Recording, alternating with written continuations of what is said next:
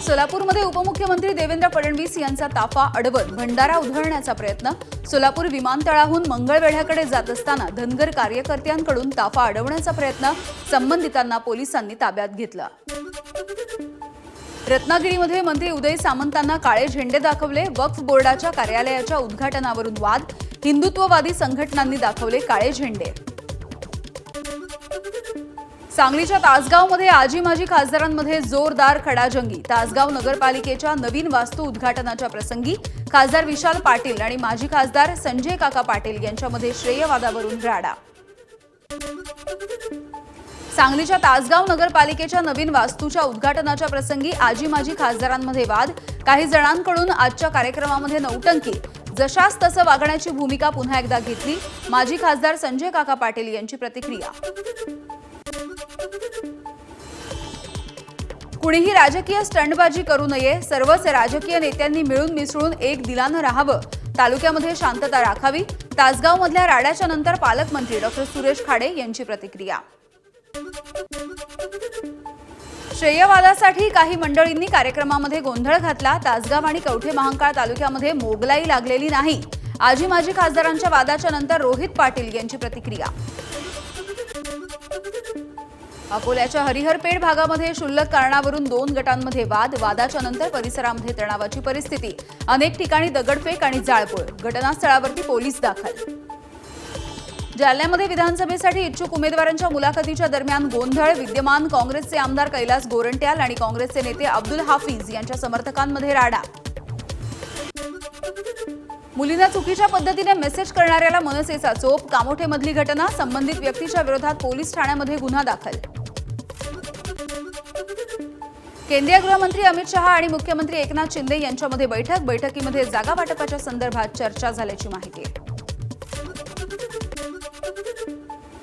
हर्षवर्धन पाटील यांचा मुलगा आणि मुलीसह राष्ट्रवादी काँग्रेस शरदचंद्र पवार पक्षामध्ये प्रवेश। शरद पवार, सुप्रिया सुळे आणि जयंत पाटील यांच्या उपस्थितीमध्ये हर्षवर्धन पाटलांनी तुतारी फुंकली।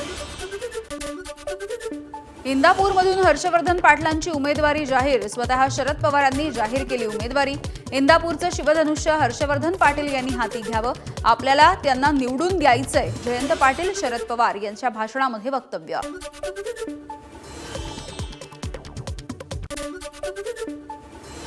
शरद पवारांकडून इंदापूरमधून हर्षवर्धन पाटील यांची उमेदवारी जाहीर। 14 ऑक्टोबरला फलटणला जाणार। रामराजे नाईक निंबाळकरांच्या पक्षप्रवेशावरती पवारांचं सूचक वक्तव्य। रामराजे नाईक निंबाळकरांच्या सोबत उद्या मुंबईमध्ये चर्चा करणार। रामराजेंच्या शरद पवारांच्या पक्षामध्ये प्रवेश करण्याच्या चर्चेवरती उपमुख्यमंत्री अजित पवार यांची प्रतिक्रिया। राहुल गांधी पुढच्या आठवड्यामध्ये पुन्हा एकदा महाराष्ट्राच्या दौऱ्यावर। नांदेड आणि चिमूरमध्ये होणार सभा। अब्दुल सत्तारांनी वाटलेल्या साड्या सलग दुसऱ्या दिवशीही जाळल्या। सिल्लोड तालुक्यामधल्या मांडणा गावामधला प्रकार। अब्दुल सत्तार यांच्या विरोधामध्ये गावकऱ्यांची घोषणाबाजी। छत्रपती संभाजीनगरमध्ये बुद्धलेणी बचावसाठी मोर्चा। बुद्धलेण्यांच्या पायथ्याशी असलेल्या विहार आणि विपश्यना केंद्राला अतिक्रमित असल्याची नोटीस आल्यामुळे भिक्खू संघ, उपासक आणि आंबेडकरी समुदायाचा एल्गार मोर्चा।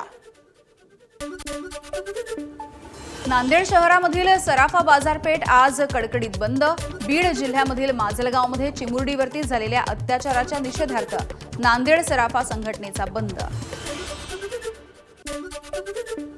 बीडच्या माजलगावमध्ये चिमुरडीवरील अत्याचाराच्या निषेधार्थ सर्वपक्षीय संघटनांकडून माजलगाव बंदची हाक। आरोपीवरती कडक कारवाई व्हावी अशी ही मागणी। वाशिममधल्या मुलीला लग्नाचा आमिष दाखवून बलात्कार। 3 आरोपींच्या विरोधामध्ये औंढा नागनाथ पोलिसांमध्ये गुन्हा दाखल।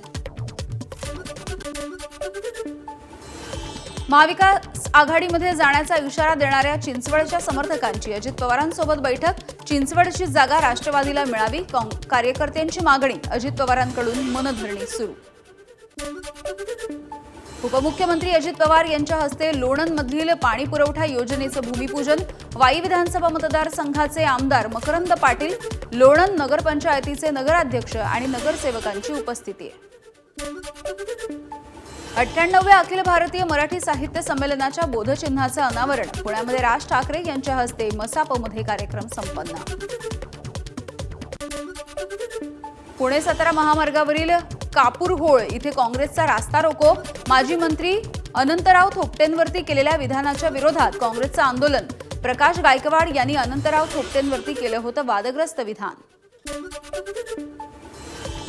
पुण्याहून भोपाळसाठी 27 ऑक्टोबरपासून दररोज विमानसेवा सुरू होणार।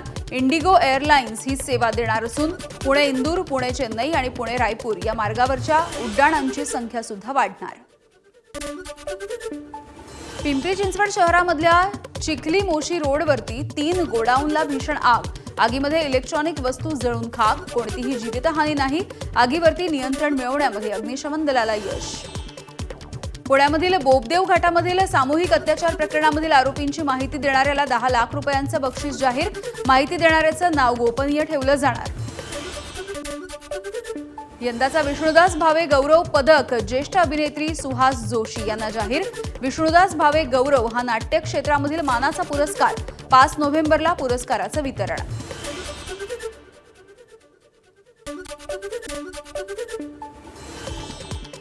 अमरावतीच्या दर्यापूरमध्ये आम्हाला बाहेरचा उमेदवार नको, शिंदे गटाचे अभिजित अडसूळ यांचं नाव न घेता माजी खासदार नवनीत राणा यांची टीका।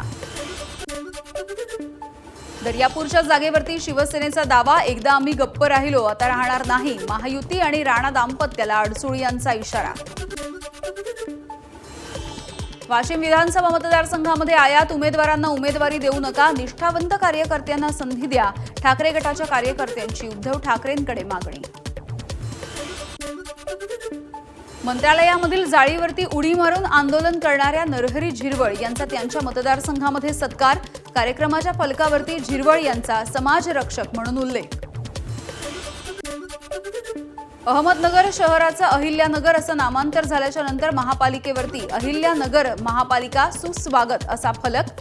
प्रभाग कार्यालय तसंच आरोग्य केंद्रावरील नावाची पाटी सुद्धा महानगरपालिकेने बदलली। धुळ्यामध्ये राज्य सरकारच्या विरोधात राष्ट्रवादी शरद पवार पक्षाचं आंदोलन। राज्यामधले उद्योग बाहेर पळवले जात असल्याचा आरोप करत मुख्यमंत्री आणि दोन्ही उपमुख्यमंत्र्यांच्या प्रतिकात्मक फोटोला शेण फासलं। नाशिकच्या त्र्यंबकेश्वरमध्ये केरळवरून आलेल्या 10 मुस्लिम तरुणांना पोलिसांनी ताब्यात घेतलंय। स्थानिक नागरिकांच्या तक्रारीच्या नंतर संशयास्पद हालचाली वाटल्यामुळे पोलिसांनी घेतलं ताब्यात। नाशिकच्या लासलगावमध्ये शेकडो नागरिकांना कोट्यवधींचा गंडा, पैसे दाम दुप्पट करण्याचं आमिष दाखवून फसवणूक।